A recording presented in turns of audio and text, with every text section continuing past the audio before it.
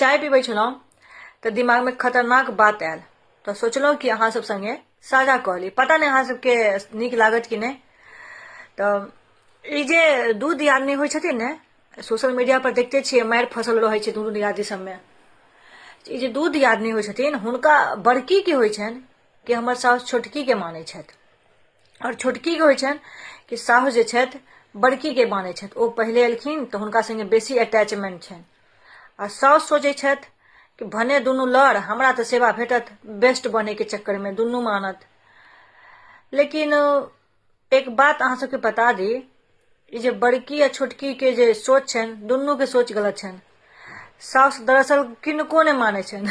साउस ककरो भइए नहीं सकैया। साउस जे छै से सिर्फ जमाय के होइ छै, बेटी जमाय के। तो अहाँ दुनू दियादनी लड़नाई छोड़ दियो और दुनू अपने आप के सांत्वना दऽ दिया कि दुनू के बेस्ट नहीं बने के है। अपन कर्तव्य, अपन जे धर्म है से निभाओ, और बाकी ने बड़की के ओ माने छथिन ने छोटकी के। हम सच कह रहल छी, अहाँ सब विश्वास करू कि नहीं, साउस ककरो नहीं होइ छै, सिर्फ जमाय के होइ छै।